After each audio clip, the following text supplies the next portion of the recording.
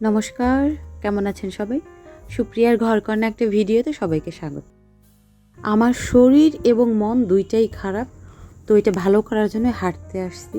হালকা হালকা শীত পড়ে গেছে, হালকা কুয়াশা দেখা যাচ্ছে, এটা এত ভালো লাগছে। চাদর গায়ে দেওয়া লাগে না, কিন্তু বাতাসে না হালকা একটা ঠান্ডা অনুভব করা যায়। যাই হোক, 2-4 মিনিট একটু হাঁটলাম, এরপরেই না এই মিস্টারের সাথে আমার সাথে দেখা। ইনি মাত্র ঘুম থেকে উঠলেন, আমাকে বড় একটা অলসতা দেখাইলেন, এত ভালো। আমি ওর এত কাছ থেকে ভিডিও করতেছিলাম, বাট ও একদমই আমাকে ভয় পায় নাই। আর মনে হইলো যেন ও পোজ দিচ্ছে, আমাকে বলতেছে হ্যাঁ ঠিক আছে, আমার একটু ভালোভাবে ক্লোজলি একটা ছবি নাও। সাহেব আজকে বাসায়, তার একটা চরমতম আবদার, সেটা হচ্ছে আমাকে বলতেছে যে টাইম খুব কম, তারপরে না আমার কেমন যেন একটু লুচি খেতে ইচ্ছা করতেছে। কিন্তু আমি যখন হাঁটতে গেছি তখন আমি ডিসাইড করে রাখছিলাম যে বাড়ি গিয়ে খুব ঝটফট করে একটু নুডলস করে ফেলবো, তাহলে না আমার রান্নাবান্না অত বেশি ঝামেলা থাকবে না। কিন্তু কি আর করার, সে যেহেতু বলছে, কিন্তু লুচি করলে তো ঘুগনি করতে হয়, ঘুগনির ডালটা আগে ভিজাইতে হয়। তো ভাবতেছিলাম লুচির সাথে আর কি করবো, আলু চচ্চড়ি করবো নাকি। তখন মনে পড়লো না তো, যে বড় ডালটা আছে আমার এখানে মটর ডাল বলে, ওটা দিয়েও তো ঘুগনি করা যায়। তার জন্য ওটা আমি ভাবলাম ওটাই করব। আর এদিকে দেখি সে, তাকে যে চা দিয়ে গেছিলাম পুরো জায়গাটা সে একটা মেসি করে রাখছি, একটু গুছিয়ে নিলাম। রান্নাঘরে এদিক এদিক না তাকিয়ে আগে করলাম কি, ডালটা প্রেশার কুকারে বসিয়ে দিই। জানেন, এই প্রেশার কুকারটা পৃথিবীতে এসে না খুব ভালো হয়েছে, ঝটফট করে খুব দ্রুত সিদ্ধ করে নিয়ে যায়, যেগুলো অনেক সময় লাগে সিদ্ধ হইতে। আমার শাশুড়ির কিন্তু ছিল না। আমি আসার পরে এই প্রেশার কুকারের আবিষ্কার হয়েছে। প্রথম যখন আমার শাশুড়ি দেখছিল, ওনার খুব কনফিউশন ছিল এটার মধ্যে কেন এত তাড়াতাড়ি সিদ্ধ হয়, ভিতরে কোনো মেশিন আছে কিনা, ইঞ্জিন আছে কিনা। আমি তখন বুঝিয়ে বললাম যে এটা দমের কারণে, প্রেশারের কারণে। যাই হোক, ওনার সেই কথাগুলো বোঝানোর পর উনি বুঝছে, কিন্তু প্রেশার কুকারে ঢাকনা আজও লাগাতেও পারে না, খুলতেও পারে না। রান্নাঘরেই আসে না, কী করে লাগাবে। এদিকে কিন্তু আমি আটাটা মেখে নিয়েছি। আমরা যেহেতু ময়দার কিছু খাই না, আমার ঘরে যে আটা থাকে সেটা দিয়েই আমি করি। আটাটা মেখে একটু রেখে দিছি, এর মধ্যেখানে ডালটাও সিদ্ধ হয়ে গেছে। আমি ডালটা কিন্তু পুরোপুরি সিদ্ধ করিনি, হালকা একটু শক্ত শক্ত আছে, যেটা হাতে চাপ দিলে নরম হয়ে যায়। খুব সাধারণভাবে রান্না করছি, আমরা যেহেতু অত বেশি মশলা খাই না, অত বেশি তেল খাই না, তার জন্য। এই একটু জিরে, তেজপাতা, শুকনো মরিচে ফোড়ন দিয়েছি, আর একটু আদা বাটা ছিল, সেটা দিয়ে একটু নেড়ে চেড়ে হলুদ লবণ দিয়ে ডালটা দিয়ে দিছি, এরপর গরম জল দিছি, ব্যাস। ভাজা জিরের গুঁড়ো, ধনে পাতা দিয়ে নামিয়ে নিছি। আর এত সুন্দর একটা ফ্লেভার আসতেছিল। আর শীত যেহেতু চলে আসছে, গোলমরিচটা অনেক বেশি ইউজ হবে। ব্যাস, আমার ডাল হয়ে গেছে। এখন গরম গরম লুচি ভেজে দিই। মায়ের ও গোপালের পুজো দেওয়া হয়ে গেছে। আর সে 3বার আসলো, কি গো হয়েছে কি না। আর জানেন, তার এক সব থেকে ফেভারিট হচ্ছে একেবারে সাদা সাদা ফুলকো ফুলকো লুচি হবে।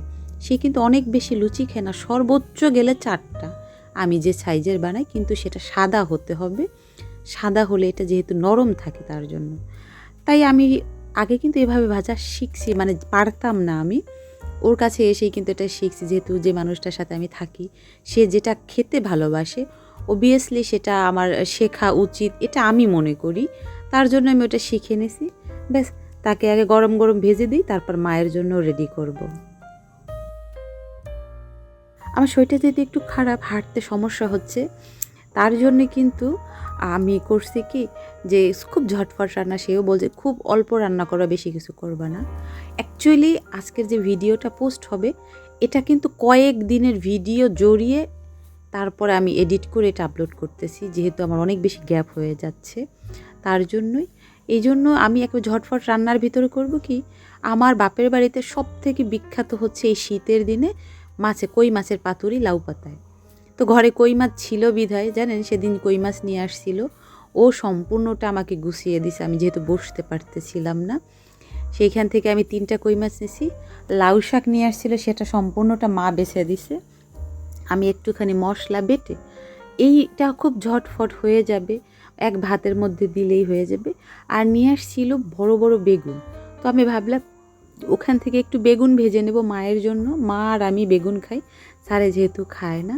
আর এই পাতুরিটা আমার ঠাকুমা, আমার মায়ের থেকে আমার ঠাকুমা বেশি ভালো করতো, কিন্তু মা অতটা ভালো পারে, আমার থেকে অনেক ভালো পারে, কিন্তু আমার ঠাকুমা সব থেকে বেশি ভালো পারতো। তার জন্য অল্প করে আজকে যেহেতু ভাত রান্না করছি, আইটেমও কম, তো আমি ভাবলাম এটাই করি। এটা এখন মিস্টারও খুব পছন্দ করতেছে, এই ফ্লেভারটা অনেক ভালো লাগে ওর, তার জন্য আমি করছি। আমি কোনো একদিন ডিটেলসে শেয়ার করব। আসলে কি শেয়ার করা মানে হচ্ছে ভিডিওটা থাকবে, আমার ভবিষ্যতে কখনো কাজে লাগলে আমি সেটা করতে পারবো। যাই হোক, এটার মাধ্যম হচ্ছে ভাত যখন অর্ধেক সিদ্ধ হবে সেই সময় ফ্যানটা যদি কমিয়ে ফেলা হয়, তার মাঝখানে এই লাউ পাতাগুলো দিয়ে দিই। 3 জন মানুষ বিধায় আমরা 3টা দিলাম, তাহলে এটি সিদ্ধ হতে ভালো হয়। একসাথেও 3টা দেওয়া যেত, কিন্তু সেটা না অনেক বেশি হেভি হয়ে যেত, সিদ্ধ হইতে অনেক বেশি সময় লাগতো। এটা কিন্তু কলা পাতাতেও হয়, কিন্তু কলা পাতাতে হলে কি হবে, কলা পাতাটা তো আর খাওয়া যায় না। আমার এলাকায় আমি দেখতাম ছোটোবেলায় আমার পিসেমশাই, আমার মাসির বাড়ির কেউ, মামার বাড়ির কেউ আসলে পাড়া এটা আমার মা করতো। আর এত বেশি ট্রেডিশনাল আমার এই খাবারটা আমার এলাকায়, যেটা বলার মতো না। আজকে যে বেগুনটা আনছি, এই বেগুনটা আমি এখানে আসার পরে যখন প্রথম প্রথম রান্না করতাম, তখন একবার আমি আমার শাশুড়িকে করে খাওয়াতাম। আমি শুনেছি আমার শাশুড়ি অনেক বেশি ভালো রান্না করে, আমার অতটা সৌভাগ্য হয় না যে ওনার হাতের রান্না খাবো, কিন্তু আমি আমার মতো করে অল্প তেলে ভাজি, কারণ বেগুন ভাজতে না অনেক বেশি তেল লাগে। তা আমি করি কি, একটুখানি লবণ, হলুদ আর তার সাথে যদি বেসন থাকে 2 চামচ বেসন দিয়ে দিই, তাহলে একটা কোটিং হয়, কিন্তু মুচমোচাও হয়, স্বাদও বেশি হয়, তেলও কম লাগে। হয়ে গেছে রান্না বান্না সব। ওই যে মাছটা দেওয়ার পরে এটা ঢাকা দিয়ে অল্প আঁচে রেখে দিয়েছিলাম, ওটা নিজস্বভাবেই হয়ে যায়। এতে হয় কি জানেন, ভাতের ভিতরেই সম্পূর্ণটা গন্ধ থাকে, আর এই লাউ পাতা সিদ্ধ দেওয়ার কারণে ভাতে একটু নিচের দিকে একটু দাগ দাগ পড়ে। এটা কোনো ব্যাপার না, কিন্তু খেতে হেভি হয়। আমি না ছোটোবেলা অপেক্ষা করতাম এই লাউ পাতাটা খোলার জন্য। যখন এই লাউ পাতাটা খোলা হলো, এর মধ্যে থেকে এত সুন্দর একটা গন্ধ বের হয়েছে, বিশ্বাস করেন। যারা একটু খেতে পছন্দ করে, এই একটা মাছ আর এই লাউ পাতা দিয়ে না তার 1 প্লেট ভাত খাওয়া হয়ে যাবে। আমি কিন্তু বেগুন পছন্দ করি, আজ বেগুন নেব না, আমি শুধু এই মাছটা দিয়েই খাবো। বিশ্বাস করেন আমার মায়ের মতো হয় নাই, কিন্তু তারপরে এত ভালো হয়েছে। এটা খেতে এত ভালো লাগে, যারা কম মশলা কম তেল পছন্দ করে, এর মধ্যে দিয়ে খুব টেস্টি খাবার চায়, তাদের জন্য এটা সম্পূর্ণ বেস্ট। বিকেলবেলা একেবারে তুলসী দিয়ে আর শ্যামলদা আসছে, ওনাদের একটু মুড়ি মেখে দিয়েছিলাম। আর স্যার আমাকে বলল যে কফি এবং চা দুইটা মিক্সড করে আমাকে একটু করে দাও। আমি বললাম কীভাবে, সে আমাকে সম্পূর্ণ রেসিপি বলে দিল। আমি তার কথা শুনে একেবারে সম্পূর্ণটা করলাম। যাই হোক, চলুন তাহলে ভিডিওটা আজকের মতো এখানেই শেষ করছি। যদি ভালো লেগে থাকে তাহলে অবশ্যই একটা লাইক করে দেবেন, আর ভিডিও সম্পর্কে কিছু জানার থাকলে অবশ্যই কমেন্ট করে জানাবেন। সবাই সুস্থ থাকবেন, ভালো থাকবেন, সাবধানে থাকবেন। দেখা হবে পরবর্তী আরও একটা ভিডিওতে, ততক্ষণের জন্য সবাই ভালো থাকবেন।